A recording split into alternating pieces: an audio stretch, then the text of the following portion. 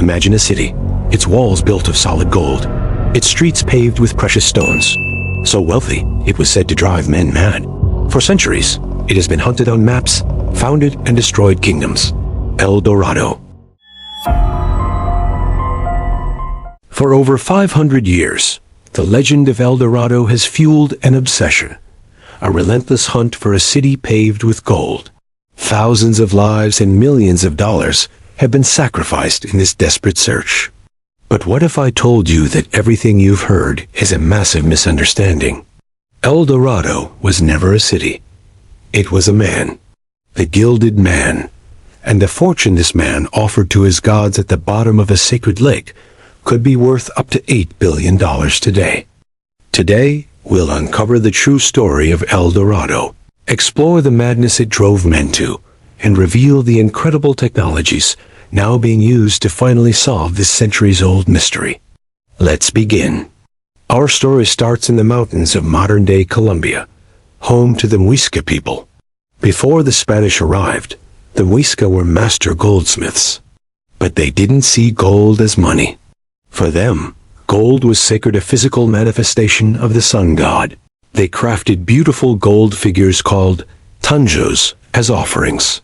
And this brings us to the ceremony that started it all.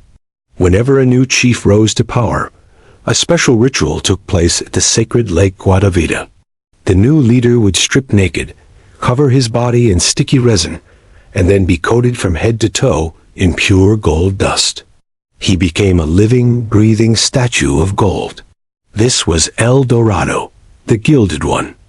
He would then board a raft and sail to the center of the lake. Joined by his people, he would cast a fortune in gold artifacts and precious emeralds into the dark water as an offering to the gods.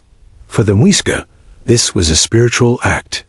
But when the Spanish heard stories of a man covered in gold, throwing treasure into a lake, they only saw one thing: limitless wealth. And so, the legend of El Dorado, the city of gold, was born. The story of El Dorado quickly spiraled into a tale of greed and self-destruction. One of the first to fall under its spell was Gonzalo Pizarro, brother of the infamous conqueror. In 1541, he led an army of 200 Spaniards and 4,000 native porters into the Amazon jungle. Convinced the city of gold was hidden there, months turned into a nightmare of starvation and brutal conflict. Pizarro's men were reduced to eating their own horses and dogs.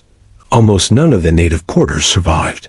He returned empty-handed, with nothing but blood on his hands.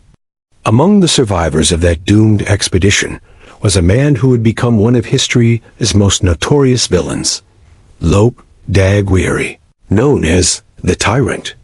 Aguirre set off on his own quest for El Dorado, but the jungle's madness consumed him. He rebelled against his own commander, declared himself a king, and murdered his own men, even his own daughter, in his crazed pursuit of gold. Aguirre's journey cemented the idea that El Dorado was cursed. Those who sought it found not riches, but their own ruin.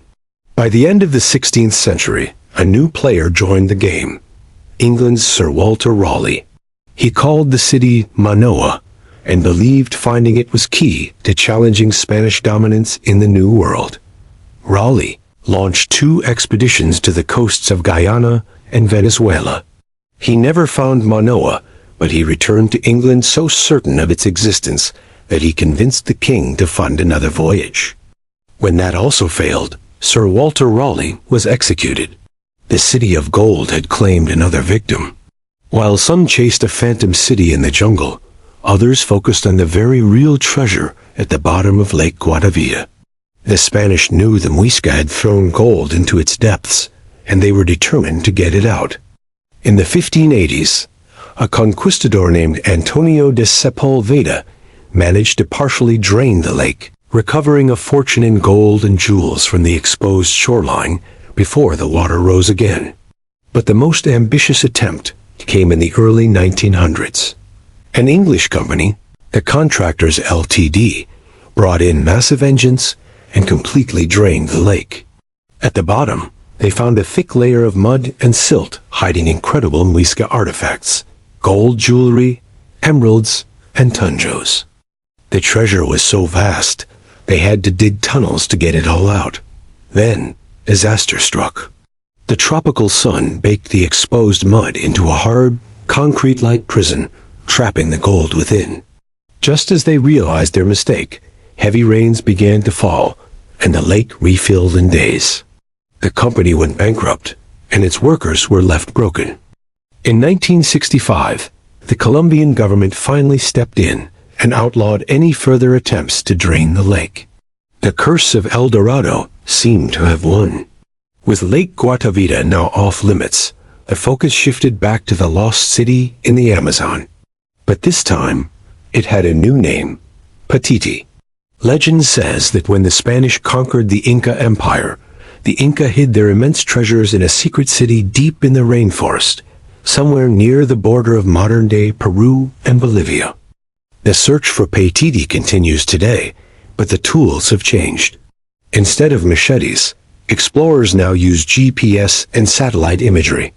In the early 2000s, satellite scans revealed strange, man-made shapes hidden beneath the jungle canopy, possible evidence of a lost city. Could Paititi be the real El Dorado? A hidden sanctuary holding not just gold, but the lost knowledge of the Inca civilization? Interestingly, the El Dorado myth isn't unique to South America. A similar legend exists in Turkey, the story of Volcan the Bandit. This 18th century Balkan outlaw supposedly buried a massive treasure somewhere along the Ottoman border, protected by a complex code.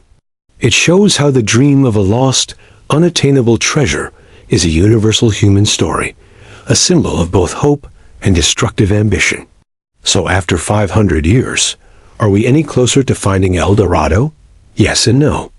The single most important piece of evidence ever found is the Muisca raft, a stunning gold sculpture discovered in a cave near Lake Guatavita in 1969.